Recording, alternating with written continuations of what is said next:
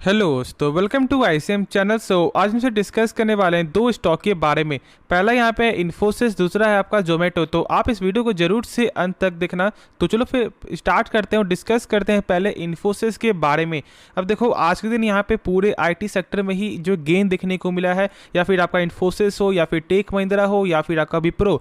लेकिन देखो यहाँ पे शायद आप लोगों को जो है ये खबर तो मालूम ही होगा कि जहाँ पर जो है टीसीएस हो, या फिर आपका इन्फोसिस हो, या फिर आपका विप्रो हो, वो यहाँ पे क्या कर दी है, आपको वेरिएबल पे जो है कट करते हुए दिखाई दिया है। यानी कि अब ये होता क्या है, देखो सबसे पहले आप ये जानो, इसका मतलब है यहाँ पे बोनस, यानी कि एक ऐसा पैसा जो कंपनी साइड में रखती है कि जो टॉप जो आपको एम्प्लॉय होते हैं ना, उनको देने के लिए। और यहाँ पे जो है ना, वो पैसा कट होते हुए दिखाई दे रहा है, जो यहाँ पे इन्फोसिस आपको कर रही है ऑलमोस्ट यहाँ पे 60% तक। ठीक है, यानी जैसे कि मान लो आपको बोनस देना है 1 लाख रुपए ना, तो अब यहाँ पे इन्फोसिस आपको 40,000 रुपये देगी। तो ऐसे आपको समझना है। और वो यही सेम आपका जो विप्रो यहाँ पे की हुई है आपको 80%, यानी कि 1 लाख का 20,000 आपको बोनस देगी, बाकी का 80,000 जो है वो यहाँ पे कट हो जाएगा। तो ये आपको समझना था। और जो इसके कारण बीच में कहीं ना कहीं 2 दिन पहले 3 दिन पहले जो स्टॉक में प्रेशर देखने को मिला था, लेकिन फिर से यहाँ पे जो सस्टेन करते हुए दिखाई दिया है। और ये एक कॉमन है, क्योंकि अभी आप जानते हो कि अभी जो फिलहाल आईटी सेक्टर का आपका जो हालात है ना, वो यहाँ पे सही नहीं है, इसीलिए। लेकिन अब जो है यहाँ पे हम लोग क्या बोलते हैं ना कि यार आईटी सेक्टर का अब यहाँ पे लगातार गिरावट होगा। देखो ऐसा होता है, जब कोई सेक्टर, जब हम लोग बहुत ज़्यादा आपको फोकस करते हैं ना, तो वो यहाँ पे कहीं ना कहीं एक बार आपको जो है साइडवेज चलते हुए दिखाई देता है।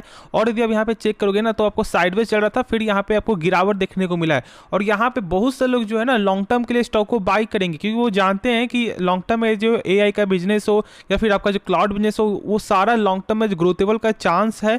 और हम लोग यहाँ पे आपको फ्यूचर के बिजनेस को ही देखकर कंपनी में इन्वेस्ट करते हैं। और इन्फोसिस हो या फिर आपका विप्रो हो, सारा ही एक अच्छा स्टॉक है, सारा एक अच्छा कंपनी है। तो यहाँ पे हम सब चेक करते हैं इसका टेक्निकल एनालिसिस पहले। ठीक है, देखो सबसे पहले यहाँ पे जो है ना, अब ये जान लो कि जब इसका लेवल आपको 1300 के ऊपर जब आपको जाते हुए दिखाई देगा, तो कहीं ना कहीं यहाँ पे आपको 1350 का भी रेंज आपको देखने को मिल सकता है। क्योंकि 1300 का एक जो लेवल, ये जो लेवल है ना, ये बन रहा है आपका रेजिस्टेंस, यानी कि छत है। और जब जैसे ही छत को क्रॉस करेगा, तो कहीं ना कहीं यहाँ पे आपको 1350 का लेवल जरूर से देखने को मिल सकता है। और जो इसका सपोर्ट है ना, वो बहुत फिलहाल अभी नीचे है, जो ऑलमोस्ट आपका 1153 में आपको देखने को मिलता है। और जो है, जहाँ तक मुझे ऐसा लगता है कि आपका ये जो सपोर्ट है ना, ये बहुत ज़्यादा स्ट्रॉन्ग सपोर्ट है, तो इतना ज़्यादा यहाँ पे गिरावट होते हुए दिखाई नहीं देगा।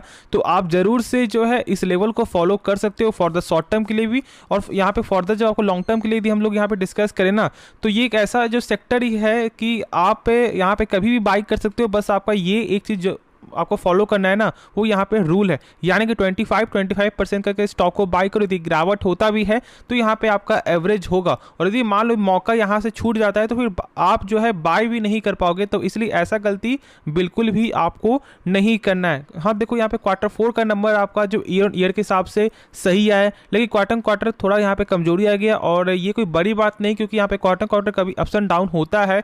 मेन चेक करो यहाँ पे ईयर ऑन ईयर, जो यहाँ पे गजब का आंकड़ा देखने को मिलता है। साथ साथ यहाँ ब्रोकर ने टारगेट भी दिया था, जो मैंने आपके साथ शेयर किया था। और जो आपका लगभग ऑलमोस्ट सारे ब्रोकर जो टारगेट है ना, वो यहाँ पे 1250 के ऊपर का ही है, बस सिवाय 2 ब्रोकर के जिनका टारगेट यहाँ पे 1150 है, और एक का टारगेट आपका 1160 है। बस यही 2 जो यहाँ पे टारगेट देखने को मिलता है। बाकी सारा जो टारगेट है वो यहाँ पे बुलिश ही जो है देखने को मिल रहा है। और बहुत सारे ब्रोकर तो जो टारगेट है ना, उनका तो यहाँ पे 1600 का भी देखने को मिल रहा है। तो ये सब बेसिस पे स्टॉक को बाई नहीं करना है, खुद से इसके बारे में समझना है, और उसके बाद ही कोई डिसीजन हम लोगों को यहाँ पे लेना है। और आप यहाँ पे देख भी रहे हो कि जैसे कंपनी का जो आरओसी है वो यहाँ पे 40% का है, यानी कि कंपनी जो अपने ऊपर 100 रुपये लगा रहा है, वही 100 रुपये कंपनी का 1 साल बाद यहाँ पे हो जाता है 140 रुपया 70 पैसा। क्योंकि यहाँ पे 40.7% का जो ग्रोथ है, जो गजब का नंबर है। क्योंकि देखो, किसी भी कंपनी का जो आरओसी हो या फिर आपका आरओई, दोनों ही 12% के ऊपर होना चाहिए, और दोनों ही 12% के ऊपर है। हाँ, लेकिन एक चीज़ यहाँ पे जरूर से फोकस करना है कि आपको जो है ना सेम सेक्टर से ही यहाँ पे जो कंपेयर करना है। ऐसा नहीं कि आप यहाँ पे सोच रहे हो कि चलो आईटी सेक्टर से हम लोग कोई और सेक्टर से यहाँ पे कंपेयर करते हैं, तो फिर आपको जो एक सही नंबर देखने को नहीं मिलेगा। तो इसलिए ये चीज़ समझना है कि मेन यानी जो सेम सेक्टर से ही कंपेयर करो, तो आपको मालूम चलेगा कि जो 3-4 में से कौन सा एक अच्छा स्टॉक है। बाकी डेप्थ तो यहाँ पे ना के बराबर है। और यहाँ पे यदि आप चेक करोगे इंटरेस्ट कवरेज रेशियो, तो यहाँ पे गजब का नंबर देखने को मिलता है। 118 टाइम है, यानी कि 118 गुना यहाँ पे सेल हो रहा है, जो एक खास नंबर, एक जो गजब का नंबर है। तो बस निश्चिंत होकर जो मैंने कहा उस चीज़ को फॉलो कर सकते हो, लेकिन खुद से एक बार जरूर से इसके बारे में जो आप रिसर्च कर लेना। तो चलो फिर हम लोग यहाँ पे नेक्स्ट स्टॉक के बारे में डिस्कस कर लेते हैं।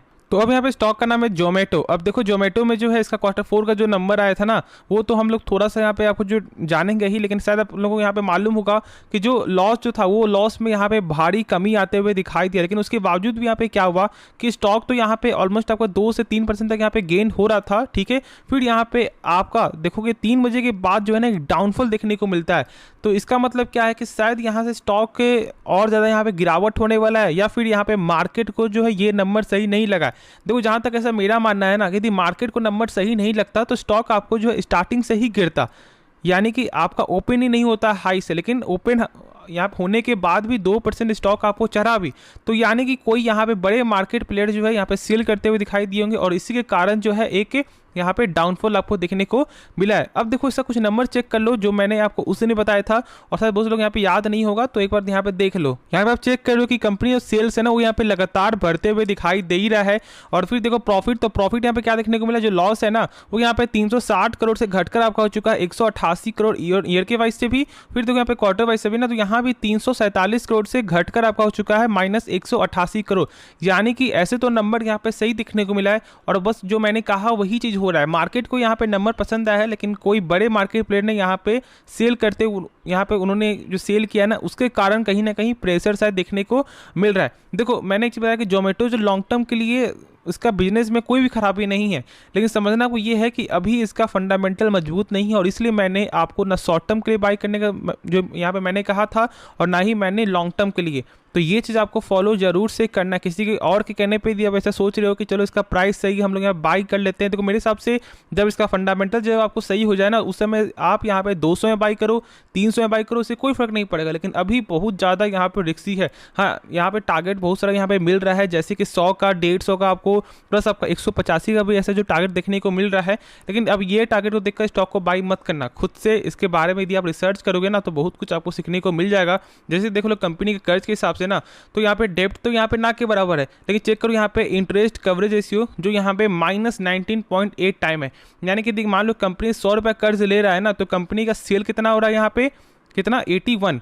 तो आप सोच लो कि जब कर्ज ही 100 रुपया का यहाँ पे जब कंपनी लेगा, और जब सेल ही आपका हो रहा है यहाँ पे 81 रुपया, तो क्या कंपनी यहाँ पे कर्ज को कभी जो चुका पाएगा? बिल्कुल नहीं, क्योंकि सेल्स ही नहीं है जैसे कर्ज है। तो इस हिसाब को आपको समझना है, और यदि आप इसको नहीं समझते तो फिर आपको आगे जाकर दिक्कत करेगा। तो इसलिए जो मैंने कहा उस चीज़ को फॉलो कर सकते हो, लेकिन खुद से एक बार इसके बारे में जो आप रिसर्च कर लेना तो बेहतर होगा। तो होप ये वीडियो पसंद आया होगा। बाकी इस वीडियो में यदि आपको कुछ भी सीखने को मिला, इस चैनल को आप सब्सक्राइब कर सकते हो और इस वीडियो को लाइक करना। तो चलो फिर मिलते हैं नेक्स्ट वीडियो में, तो तब तक के लिए धन्यवाद।